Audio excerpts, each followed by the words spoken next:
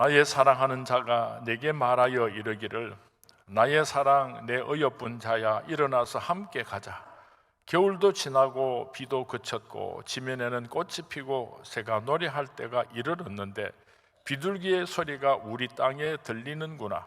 무화과 나무에는 푸른 열매가 익었고 포도나무는 꽃을 피워 향기를 토하는구나. 나의 사랑 나의 어여쁜 자야 일어나서 함께 가자. 하나님께서는 지금도 말씀을 통하여 양심을 통하여 환경을 통하여 자연을 통하여 말씀하십니다. 밤을 통하여 말씀하시고 새벽을 통하여 말씀하시고 비와 천둥을 통해서도 말씀을 하십니다. 귀 있는 자들은 들을지어다. 오늘 봄이라고 하는 계절을 통하여 하시는 하나님의 음성을 듣는 우리 서문의 모든 성도님들이 될 수 있기를 바랍니다. 지구 전체에서 사계절이 뚜렷하게 나타나는 나라는 그렇게 많지를 않습니다. 북이 33도에서 43도에 걸쳐 있고 중위권에 위치한 지극히 적은 나라에만 사계절이 뚜렷하게 나타나는 것입니다. 지구촌 전체를 볼 때에 사계절이 나타나는 나라는 지극히 적은 나라에 불과합니다. 저는 사계절이 뚜렷한 우리나라가 너무나 좋습니다. 그 사계절을 다 좋아합니다. 그 중에서도 제일 좋은 계절이 어느 계절이냐고 물으신다면 저는 봄이라고 대답을 하고 싶습니다. 왜냐하면 봄의 색깔이 너무나 아름답기 때문입니다. 새순이 올라올 때에 연초록색의 생명의 신비를 가진 너무나 신비로운 색깔이 있기 때문입니다. 원래 봄에는 바쁜 일손을 멈추시고 우리 성문의 모든 성도님들이 잠시 들로 나가 볼 수 있기를 바랍니다. 잠시 산에도 올라가 볼 수 있게 되기를 바랍니다. 새순의 연초록 색깔을 만끽하시는 우리 성문의 모든 성도님들이 되시기를 주님의 이름으로 축원을 드립니다. 참 아름다워라 주님의 세계는 하나님께서 창조하신 봄 동산을 생각하면서 우리 1절만 같이 부르도록 하겠습니다. 참 아름다워라 주님의 세계는 저 솔로몬의 옷보다 더 고운 백합화 주 찬송하는 듯저 맑은 새소리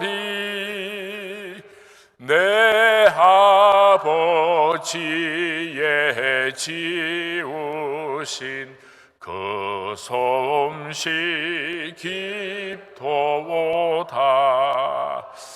우리 곁에 계신 분들하고 서로 축복하면서 봄 인사를 했으면 좋겠습니다. 봄은 반드시 옵니다. 힘내시기 바랍니다. 봄날이 멀지 않았습니다.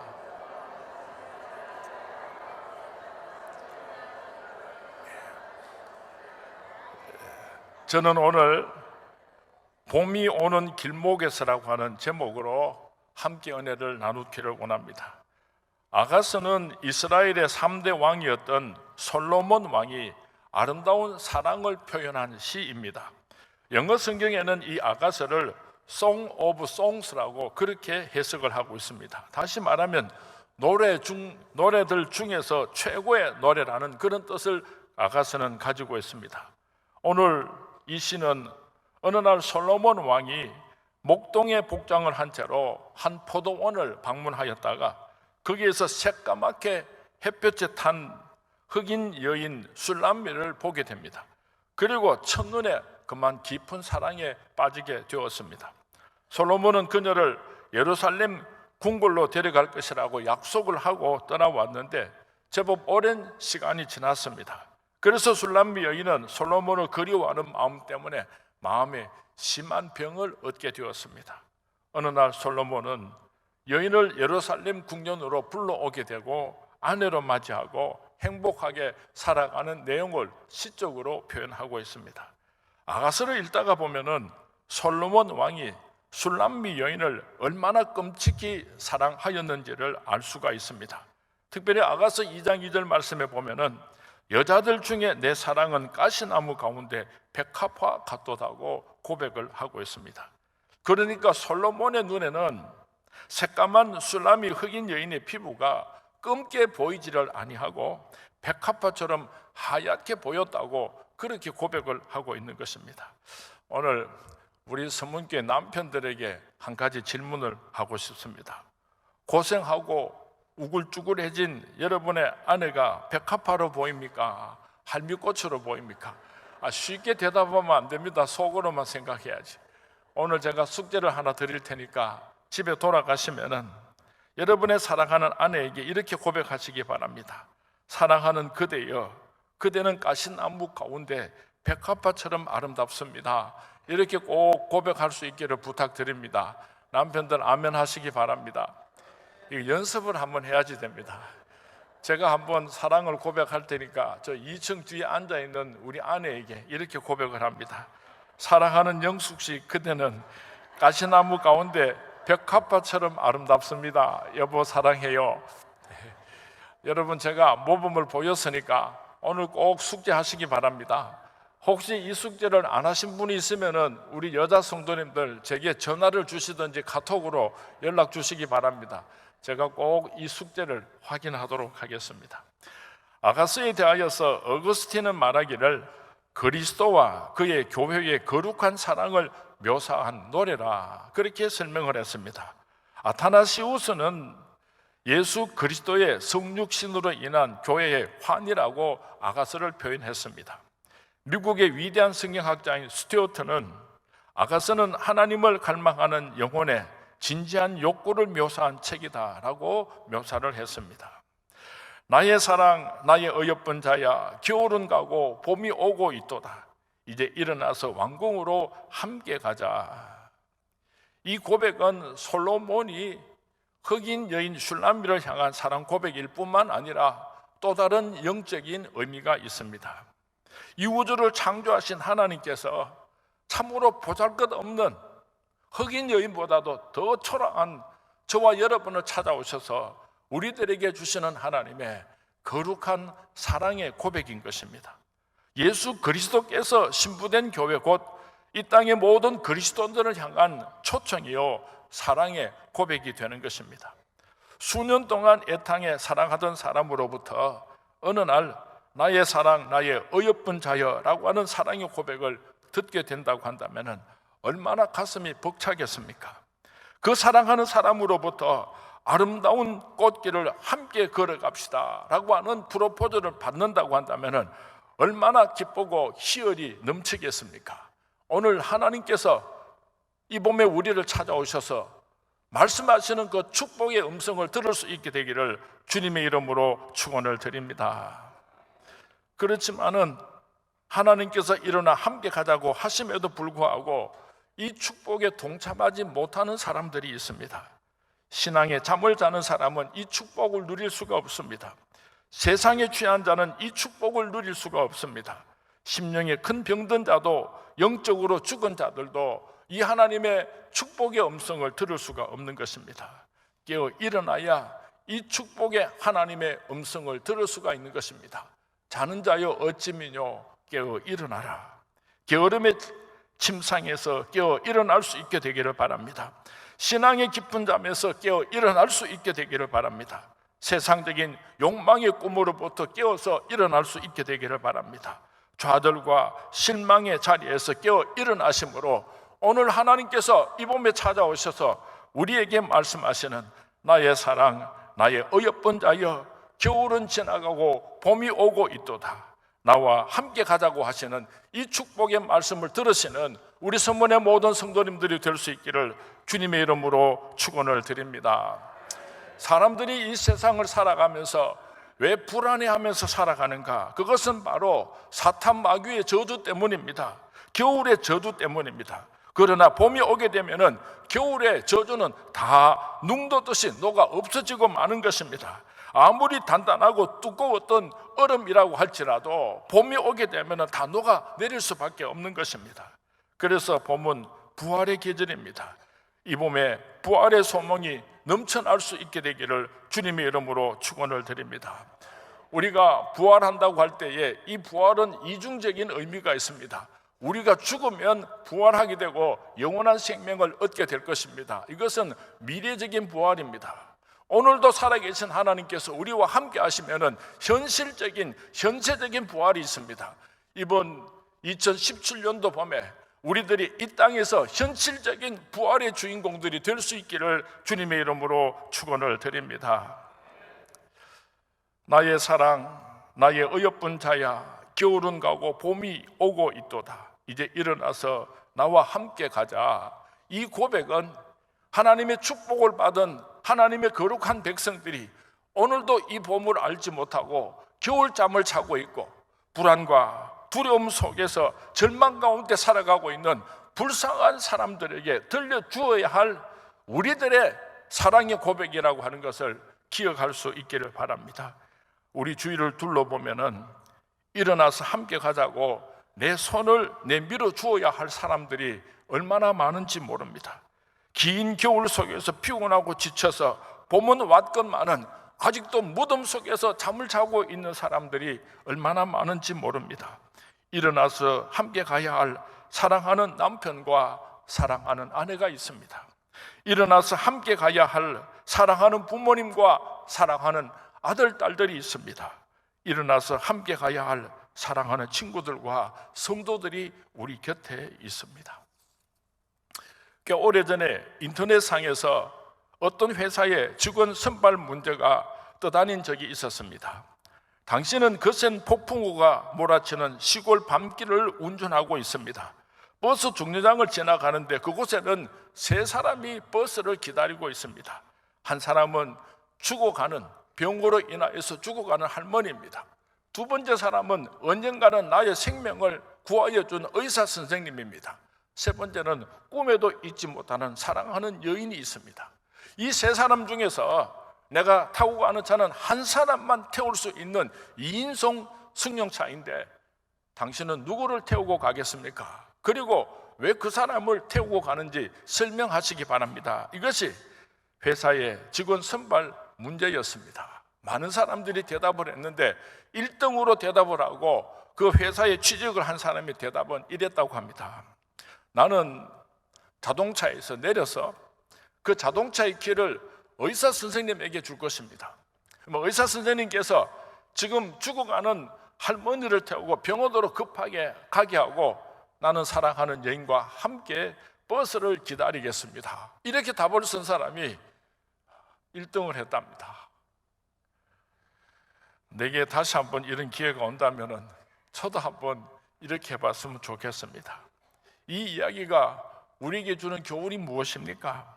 자기 자신의 자동차를, 자기 자신의 이익을 버리고 나니까 한평생을 같이 살아가게 될 사랑하는 여인을 아내로 맞이할 수 있게 됐다는 그런 메시지입니다. 그렇습니다. 우리가 사랑하는 사람들과 함께 가지 못하는 이유는 나를 포기하지 못하기 때문입니다. 내가 먹고 싶은 것만을 먹고자 한다면 다른 사람들과 함께 갈 수가 없는 것입니다. 내가 하고 싶은 것만을 고집한다면 다른 사람들과 도움을 필요로 하는 어려운 사람과 함께 살아갈 수가 없는 것입니다.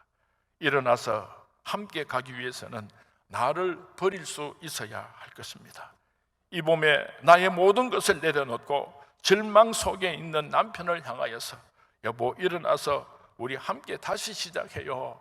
그런 축복의 메시지를 줄 수 있기를 바랍니다. 낙심한 아내를 향하여서 나의 사랑 내 어여쁜 자야 일어나서 함께 가자, 이 고백을 나눌 수 있는 우리 서문의 모든 성도님들이 될 수 있기를 주님의 이름으로 축원을 드립니다. 2017년도에 봄이 성큼성큼 다가오고 있습니다. 어떻게 준비하고 하나님의 축복을 받아야 하겠는가? 첫 번째로 가지치기를 해야지 됩니다. 부지런한 농부는 겨울이 끝나고 봄이 시작되면은 과수원에 나가 제일 먼저 하는 일이 있는데 가지치기를 하는 것입니다. 전문가에 의하면은 가지치기를 어떻게 해야 하는가 조언을 하고 있습니다. 첫 번째로는 햇빛을 가리는 가지를 먼저 치라 그랬습니다. 햇빛을 많이 받아야지 많은 열매를 맺을 수 있기 때문입니다. 두 번째로는 썩은 가지를 반드시 치라, 그렇게 권면하고 있습니다. 세 번째로는 안으로 들어오는 가지를 치라 그랬습니다. 네 번째로는 가지끼리 엉키고 부딪히는 가지를 잘라야 한다, 그렇게 가르쳐 주고 있습니다. 여러분들이 쳐야 할 가지치기는 무엇입니까? 한번 자신을 돌아볼 수 있기를 바랍니다. 봄이 왔는데도요, 이건 비밀입니다만은 우리 목사님들 가운데 아직도 겨울 내복을 입고 있는 사람이 한 사람 있습니다. 내복 좀 벗으시고요, 봄이 오는데, 나는 목사님만 그런 줄 알았더니 장로님도 계시고 집사님도 계신 것 같은데, 오늘 돌아가시면 겨울 내복은 다 벗으시기 바랍니다. 그리고 집안도 대청소했으면 좋겠습니다. 겨울 이불들 다 기어서 넣고 이제 봄 이불 꺼냈으면 좋겠고요, 커튼도 좀 세탁을 하고 좀 깨끗하게 단장을 했으면 좋겠습니다. 예수님께서는 나는 포도나무요 너희는 가지라고 말씀하시면서 농부이신 아버지께서 열매를 맺지 못하는 가지를 잘라내신다, 열매 맺는 가지는 더 열매를 많이 맺게 하시려고 하나님께서 손질하신다고 요한복음 15장 2절에서 말씀하셨습니다. 병든 가지는 잘라버려야지 됩니다. 방해가 되는 가지는 잘라버려야지 됩니다. 빠르면 빠를수록 좋은 것입니다. 이번에 3월 26일부터 28일까지 우리 미국에 계시는 한태일 목사님을 모시고 봄맞이 부흥성회를 준비하고 있습니다. 이번 부흥성회 사랑하는 성도님들께서 기도하시고 시간 참석하셔서 나의 욕심의 가지를 잘라버리고 나의 죄악의 가지를 잘라버리고 나의 한 맺힌 눈물의 가지를 잘라버리고 원망의 가지를 잘라버리시고 이번 가을에 많은 열매를, 축복의 열매를 맺을 수 있도록 준비하시는 우리 선문의 모든 성도님들이 될 수 있기를 주님의 이름으로 축원을 드립니다.